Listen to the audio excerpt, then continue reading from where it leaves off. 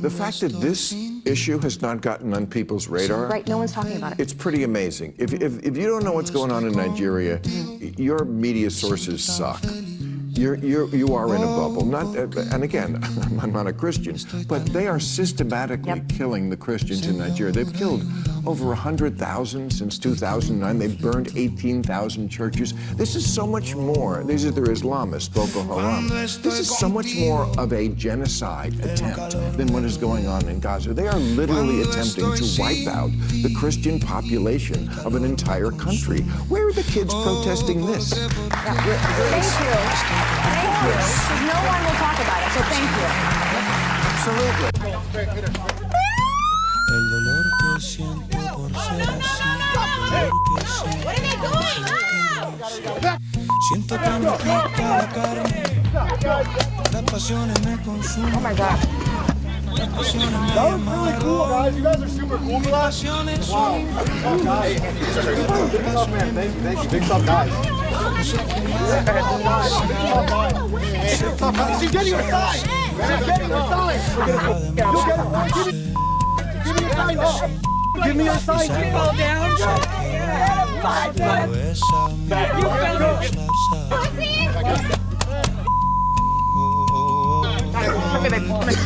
Come here, guys. Stay back, right? Come here. You're gonna need. You already got me earlier.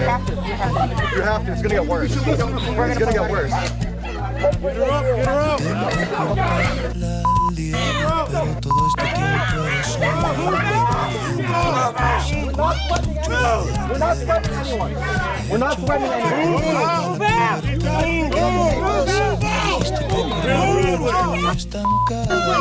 How is she supposed to move?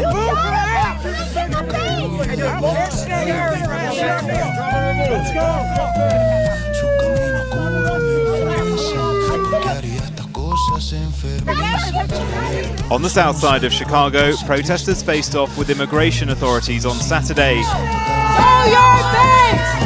Officers even shooting a woman they claimed was armed, and with others had allegedly rammed their cars into law enforcement vehicles. Chicago is bracing itself for more scenes like this after President Trump authorized the deployment of the National Guard. After sending them into fellow Democrat-led cities Los Angeles and Washington, D.C., Trump signaled last month that Chicago. And one of the last things he said to me is, please, sir, save Chicago. We're going to do that. We're going to save Chicago from horrible crime. Then this week at Secretary of War Pete Hegseth's extraordinary meeting of generals, Trump claimed the move necessary to tackle crime. And I told Pete, we should use some of these dangerous cities as training grounds for our military, National Guard, but military. Because we're going into Chicago very soon. That's a big city with an incompetent governor, stupid governor, stupid. Like many US cities, crime has actually fallen significantly in Chicago over the past 3 years. Nevertheless, Trump plans to send at least 300 National Guard troops to patrol these streets, despite objections from City Hall and local officials. They are escalating violence in the city. This is not making anyone safer. Look at what's going on. These are war zones. These are war zones in neighborhoods that are full of life, full of culture, full of life, full of vibrancy. We love our diversity. This is perpetrated by people that want to go back 100 years ago. So Charlie writes in this group chat, just lost another huge Jewish donor, $2 million a year because we won't cancel Tucker. I'm thinking of inviting Candace. Somebody writes. Charlie writes, Jewish donors play into all of the stereotypes. I cannot and will not be bullied like this, leaving me no choice but to leave the pro-Israel cause. And somebody writes, donor writes, please do not invite Candace. That might feel good short term, but it's not good long term. This is 48 hours before Charlie was assassinated. He was very clear and he was very explicit, and he did not back down, not in that Hamptons meeting, which they're all lying about, nor in this text. What we do know definitively is that the feds are lying to us. That is obvious. It is abundant. If you're able to think thoughts, you recognize that something is very wrong with the story that has been presented to the public.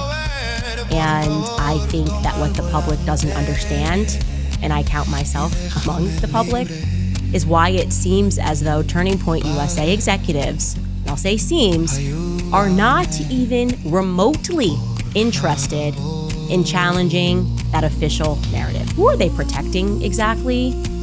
You'll see oftentimes they and other influencers will invoke Erica as the reason that it's not appropriate to ask questions. It's just not appropriate while Erica is still mourning for you guys to ask any questions. And I'm just going to come back at you with some common sense. What sort of widow wouldn't want people to investigate the assassination of their husband? The Klan members were actually deputized as police officers. And now, not just in those two states, but also in other states around the country, particularly in the old Confederate states. And what they were doing was, just going on the attack. They were enforcing the prohibition rules against drinking, mostly black speakeasies. And they were enforcing the anti-integration or the segregation laws, or apartheid, here in the United States that lasted right up until the 1960s legally, and arguably in many ways continues to this day. ICE, and the whole reason why some of these Klan members actually, with a badge on, were wearing their hoods, and the reason why was so that they wouldn't be held accountable. It's just very simple. You wear a mask because what you're doing is wrong. You know it's wrong, and you do not want to be held accountable for the crimes you commit. We've had 2 people shot in Chicago so far, right? One of them is dead.